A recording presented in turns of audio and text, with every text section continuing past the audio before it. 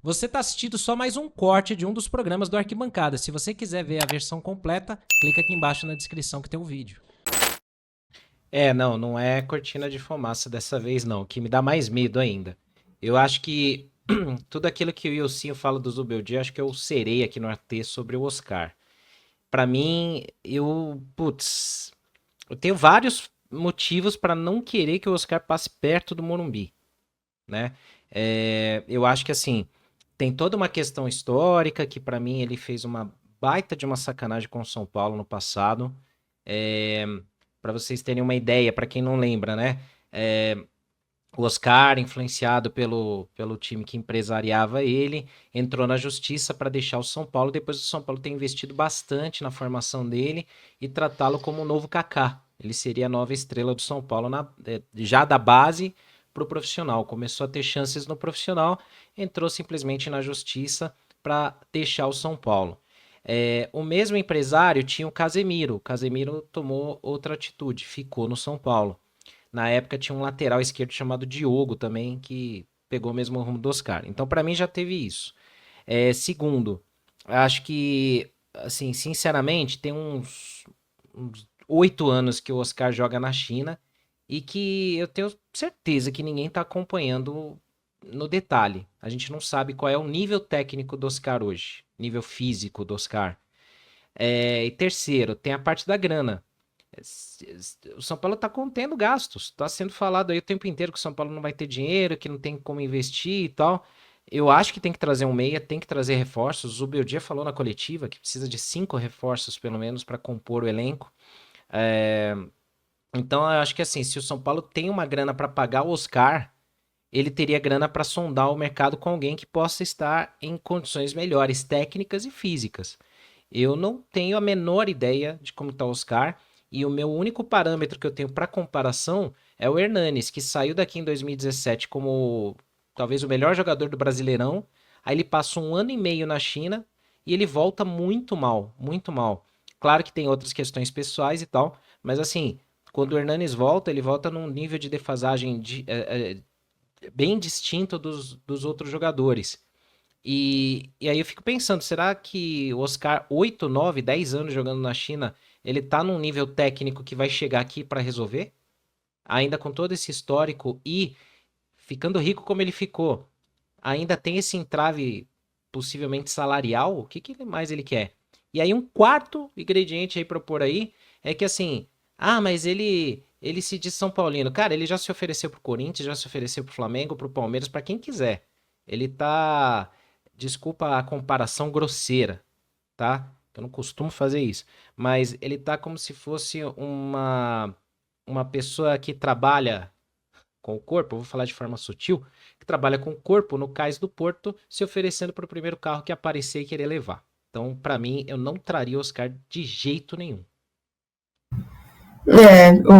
O chat tá indo bem nessa linha também. Eu acho que eu vi uns dois chats que eu botei aqui na tela sendo a favor dessa chegada. E você, Aline, de que maneira que você recebeu essa bomba? Cara, gente, eu ainda tô tentando entender tudo que tá acontecendo. Eu acho que é mais uma contratação midiática do São Paulo. Vai totalmente em contramão do discurso da diretoria, do discurso de contenção de gastos, do discurso de não, a gente vai arrumar as contas do São Paulo para o São Paulo não ter grandes problemas no futuro. Isso vai em contramão, né? Você está contratando o Oscar, é pelo futebol dele mesmo, é porque ele é tudo isso de atleta, ele é tudo isso de jogador, ou é porque ele é um cara midiático, ele é um cara que rende? O São Paulo vem errando muito com as contratações midiáticas, né? Que é aquelas contratações que o torcedor olha e fala: oh, não, vai chegar, vai ajudar, porque o cara jogou em tal lugar, em tal, no outro, nossa, na Europa, não sei aonde, nossa, foi ídolo.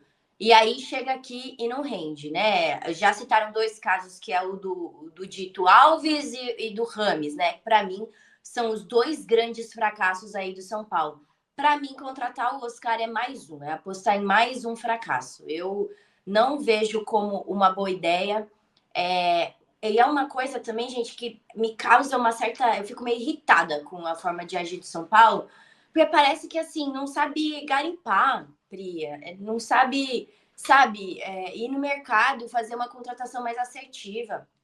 Pô, tem tanta gente aí boa para ser contratada, né? A gente vê os outros times indo para os Estados Unidos procurar, indo para times menores da Espanha, da Europa, procurando aqui no próprio mercado sul-americano jogadores. Aí você vai contratar o Oscar, que tá jogando lá do outro lado do mundo, num futebol que, cara, vamos ser honestos, né? Não tem tanta tradição assim, mas é pelo nome Oscar, não é pelo que ele vem desempenhando, não é pelos gols que ele tá fazendo, não é pelo campeonato que ele ganhou. É simplesmente pelo nome. Para mim, é o São Paulo caindo mais uma vez nessa armadilha de tentar, um jogador grande. Cara, é grande no nome, mas joga o quê?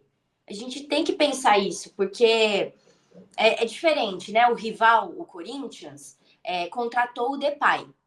É uma contratação midiática? Pô, óbvio que é uma contratação midiática. Mas é uma contratação que joga. Ele ainda tem espaço dentro da própria seleção da Holanda. Desde sempre, todo mundo falava, pô, ele não tá com tanto ritmo da Europa, mas ele continua jogando, jogador de 30 anos. É uma coisa. Agora, você contratar só pelo nome, por contratar, cara, me irrita bastante essa tomada de decisão, né, essa forma de agir, porque a gente já viu essa história. E aí o São Paulo fica pagando dívida de jogador caro e sem ele, tendo que apelar para ou contratar um jogador muito menor, ou para alguém da base, e aí quando alguém da base sobe, é só paulada no moleque. Esse modo de operar a gente já acompanhou em outras vezes, né? Dentro do São Paulo, infelizmente. Então, esse que é o grande problema. Vai chegar um cara que, para mim, não vai render tanto, a torcida vai até ficar irritada, mas não o suficiente para que o São Paulo não faça isso de novo. Eu acho que é uma situação muito delicada também, acho que por toda a bagagem emocional que o Oscar tem, né? Eu acho que se não tivesse todo aquele problema que ocorreu com ele, seria algo mais tranquilo de debater, mas eu respeito o torcedor que se incomoda com isso até hoje, né? O Flávio deixa um comentário aqui, né? Que com análise de dados, contrato de produtividade, salário abaixo do teto e pedido público de desculpas, se não for no mínimo isso, é amadorismo da diretoria do São Paulo. Então, acho que é mais ou menos por aí, né? Poderia ser um caminho, um salário baixo de fato, só que ele teria que abaixar muito o salário, né, gente? Não é pouca coisa, não. Quanto que ele deve ganhar hoje? Eu não sei. 2 milhões? Ele, durante um tempo, não sei hoje, mas durante um tempo ele foi o quarto jogador mais caro, ou que recebeu o salário, o quarto jogador que recebeu o salário mais alto do mundo.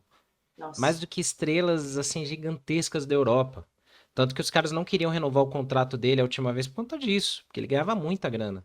Então, assim, tudo bem, ele vai reduzir. Mas imagina você ganha lá, sei lá, vamos dizer que você ganha 30 milhões por mês.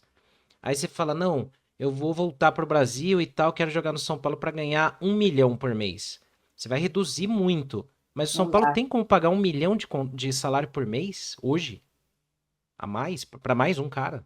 Cara, pra mim é dar um tiro no pé, gente, assim, pra mim é dar um tiro no pé, o cara, eu não tenho certeza que vai render no futebol brasileiro, tem todo esse imbróglio aí já do passado, que pra mim nem é um grande problema, tá? Porque o passado às vezes fica no passado, né, o jogador amadurece, a diretoria muda, acho que esse nem é a questão, essa nem é a questão é pagar um salário milionário para um jogador que vai entregar ou não. O São Paulo já tem dívida com jogadores midiáticos que não renderam e tinham mais possibilidade de render até que ele. Então, eu não sei, assim, eu acho que se é momento de conter gastos, se é momento de reformular a parte financeira do São Paulo, vai contratar assertivamente. Não precisa contratar porque você quer uma estrela no time, contrata porque você quer ganhar um campeonato, assim. Acho que a torcida vai entender, a torcida já vem entendendo esse momento financeiro, né? É claro que vai ter reclamações quando começar a não ganhar ou perder algum jogo importante, óbvio que tem, como todo ano.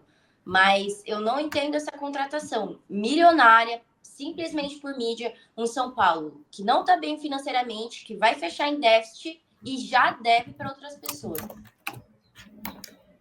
Pois é. Cara, o que me incomoda muito, e até a gente vai falar de outros pontos da entrevista do Belmonte, né, é a maneira como o São Paulo tá indo meio que na contramão do negócio da necessidade de poupar dinheiro, né? Porque ontem o Belmonte, por exemplo, deixou bem bem o entender de que está meio que encaminhado a opção de comprar o Juan e comprar o Marcos Antônio. E principalmente o Juan me pega um pouco, cara, porque é uma posição que não precisaria de um reforço desse nível, desse valor, né? E tratando do Marcos Antônio, eu já acho um pouco diferente. Eu já entendi, eu não sei qual que é o valor do Marcos Antônio nesse momento, mas eu entenderia um pouco mais. E aí você ainda buscando esse nível de jogador, né? Porque inicialmente a postura da diretoria era: a gente vai buscar possibilidade de empréstimo com opção de compra, buscar contratos pontuais, como foi, por exemplo, o Wellington Rato, a Alisson, que foram achados, né? Rafael. Só que não parece estar seguindo essa linha, né, Senna? Parece estar seguindo uma linha meio que totalmente contra isso, cara, de gastar dinheiro de fato, né? E não de poupar dinheiro. Então, aí fica uma coisa sem um critério claro, né? Porque eu acho que assim, a torcida entenderia bem, não que ia concordar, mas entenderia a situação quando você fala que, pô, o clube tá quebrado, o clube não tem grana, galera, vai ser difícil a gente trazer reforços, então vamos tentar aqui com o que tem, a gente vai tentar olhar no mercado, alguma contratação pontual e tal, beleza, tudo bem, não gosto. Acho que tem uma gestão financeira ruim, anos e anos, e a culpa é de todo mundo que tá lá, mas tudo bem, entendo, vamos ver o que que a gente faz a partir daqui, beleza. Aí você pega e fala, é igual quando você tá numa empresa, isso já aconteceu comigo várias vezes, né? Você tá trabalhando num lugar, a empresa te passa esse discurso, você é o funcionário da empresa. Ó, eu não vou poder aumentar o seu salário porque tá complicado, a gente tá aqui no aperto, tal, tá bem difícil. Aí você fala, puta, beleza, tal, tamo junto, vou vestir a camisa. Aí ela vai lá e contrata um cara que ganha muito, muito mais. E o cara não trabalha, às vezes o cara é ruim, mas ele vai lá e contrata. Aí você que tá aqui roendo o osso, você fala assim, mano, e aí? Eu pedi um aumento do salário aqui só pra ajudar, porque eu tô precisando. O cara fala que não tem. E eu tô roendo o osso aqui, eu tô dando sangue, dando um trampo aqui. Aí os caras vão lá e contratam outro mais caro e que ainda o cara é meia boca. Então você quebra o elenco, você destrói o ambiente. Me parece que essas movimentações da diretoria, elas acabam indo por esse caminho, elas acabam levando para esse caminho. Então, assim, gestão financeira, quando a gente fala, não é só, eu não sou nem expert nisso, mas não é só você saber quem que você vai contratar e tal. É muito como você se posiciona para o mercado, como é que você se posiciona para o seu grupo, né? E para mim, putz, sinceramente, é um tiro no pé, é um tiro no pé. Eu sei que muita gente tá, e eu também tô no desespero para ver quem é que chega de reforço, principalmente pro meio de campo e tal. Mas, de novo, a gente tá falando de um jogador que já não é garoto, um jogador que tem um histórico péssimo no São Paulo, que eu tenho certeza que ninguém vê o chinesão aqui todo domingo e quarta, né? A gente não sabe como é que ele tá jogando, e esse vai ser o salvador da pátria para 2025. Se ele vier e queimar a língua de todo mundo, puta, eu vou ser o primeiro aqui a falar, pô, parabéns, obrigado. Mas é tipo a situação do Rames. Se você olhar os scouts, o histórico, estatística, tem grande chance de dar errado. Você vai dar um all-in nesse?